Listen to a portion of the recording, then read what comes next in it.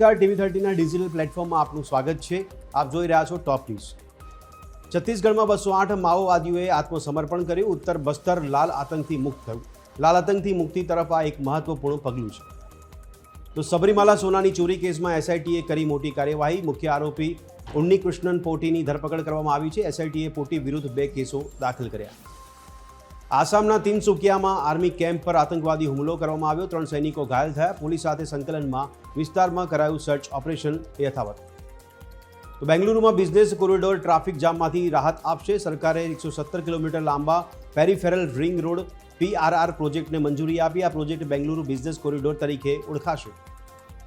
તો બધા કેસોમાં સીબીઆઈ તપાસનો આદેશ આપી શકાય નહીં। સુપ્રીમ કોર્ટે અલ્હાબાદ હાઈકોર્ટના નિર્ણયની ટીકા કરી। ભરતીમાં કથિત ગેરરીતિઓની તપાસ સીબીઆઈને સોંપવાના હાઈકોર્ટના આદેશ પર મૂક્યો સ્ટે। તો ગાંધીનગરમાં મુખ્યમંત્રી ભૂપેન્દ્ર સરકારની નવા મંત્રીઓની કેબિનેટ બેઠકમાં ખાતાની ફાળવણી થશે। મંત્રીઓને ખાતાની ફાળવણી પર તમામની મંડાણી મીટ। ભૂપેન્દ્ર પટેલની 2.0 સરકારમાં હર્ષ સંઘવીનો દબદબો। સૌથી નાની ઉંમરના યુવા નાયબ મુખ્યમંત્રી બન્યા સંઘવી। TV13 ગુજરાતીની ખબર પર લાગી મહોર। તો મંત્રીમંડળમાં 6 નવા કેબિનેટ મંત્રીનો સમાવેશ। તો રાજ્ય કક્ષાના 3 મંત્રીને સ્વતંત્ર હવાલો। નવા મંત્રીમંડળમાં 3 મહિલાઓનો પણ સમાવેશ। કેબિનેટમાં એક પણ મહિલા નહીં। રાજકોટની 15,000થી વધારે બિલ્ડિંગોના BU પરમિશનનો માર્ગ થયો મોકળો। ફ્લાવર બેડ મુદ્દે બિલ્ડરોને દંડ ફટકારીને BU પરમિશન આપવાનો રાજ્ય સરકારનો નિર્ણય।